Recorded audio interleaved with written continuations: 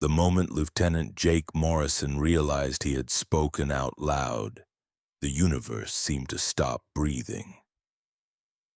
The Celestial Harmony, the flagship luxury cruiser of the galactic diplomatic fleet, was a ship designed to impress.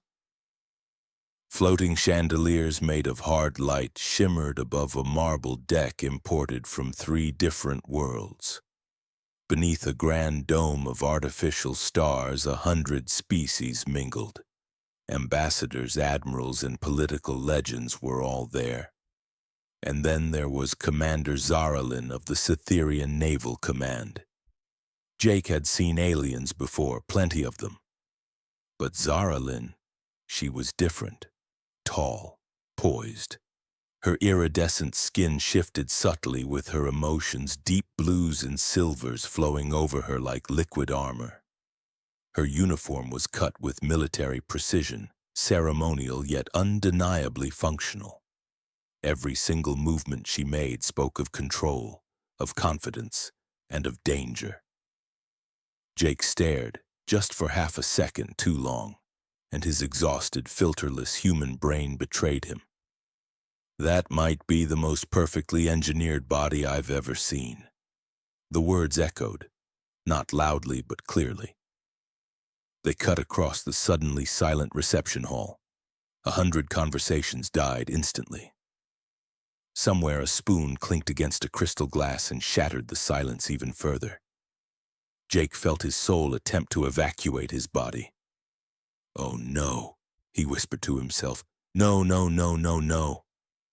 Slowly, Commander Zaralin turned, her eyes faceted, luminous and terrifying, locked onto him. Jake braced himself for arrest, for execution, for complete diplomatic annihilation, maybe all 3 at once. Instead, she smiled. It was a slow, predatory, interested smile. "Well," Zaralin said, her voice smooth and perfectly amplified by the hall's acoustics, "since the human lieutenant seems observant, perhaps he would like to explain himself." Jake's commanding officer buried her face in her hands. "Lieutenant Morrison," Zaralin continued, stepping closer to him, her heels clicking on the marble with terrifying confidence. "Was that statement intended as an insult or a challenge?" Jake swallowed hard. The #1 rule of humanity's unofficial galactic handbook echoed in his mind. When cornered, humans adapt. "With respect, Commander," he said, forcing himself to stand straighter. "It was admiration, poorly timed, poorly delivered, and entirely my fault." The entire hall held its breath. Zaralin studied him. Jake knew that her alien senses were probably reading his heart rate, watching his pupils adjust, assessing every tiny shift in his posture. Then she did something no one expected. She laughed, a genuine, resonant sound. "Honesty under pressure," she said. "That's rare, even among warriors." She leaned closer, and her voice dropped just enough to make half the diplomats in the room lean in to hear. "On Sytheria," she added, "direct admiration is considered the opening move of a courtship trial." The silence shattered into a storm of whispers. Jake blinked. "I'm sorry, the what?"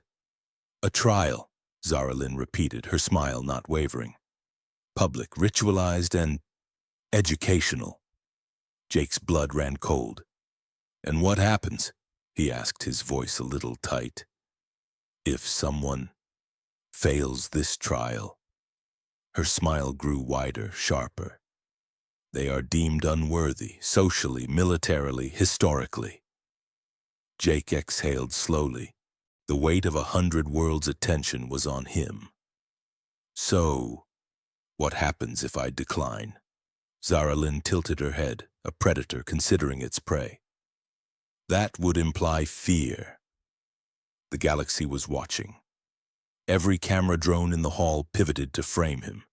His career, his planet's reputation, maybe his life, hung in the balance. So Jake did what humans have always done best when logic and reason fail. He shrugged. "Well," he said, a ghost of a smile on his own face, "I've faced worse odds." The crowd erupted, and so began the most terrifying, most bizarre, and most watched courtship the Galactic Council had ever witnessed. The first trial was composure. Zaralyn led Jake onto the central platform. There, Sytherian warriors projected emotional pressure fields, a form of psychic resonance designed to induce overwhelming panic, submission, or aggression. Entire delegations from other species had fainted under its influence. Jake felt it hit him like a physical wall. His heart pounded, his palms began to sweat. The primitive animal part of his brain screamed at him to run, and then he breathed. Slow, controlled, just like he'd been trained. He looked at the impassive Sytherian warriors, then back at Zaralyn.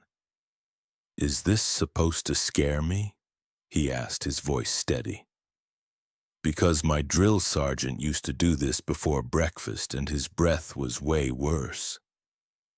The psychic pressure wavered for a split second.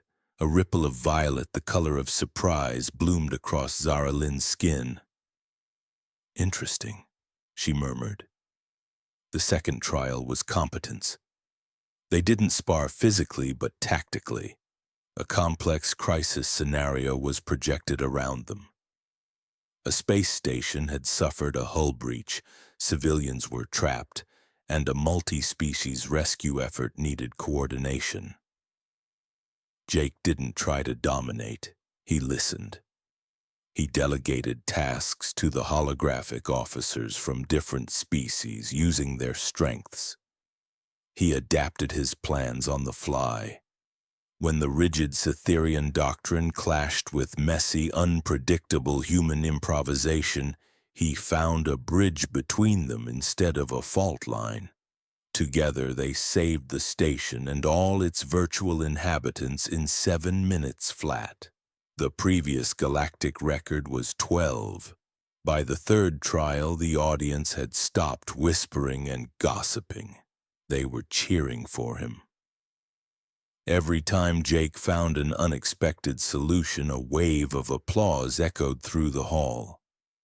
The final trial, by tradition, was supposed to be private, but Zaralyn, it seemed, was enjoying breaking with tradition.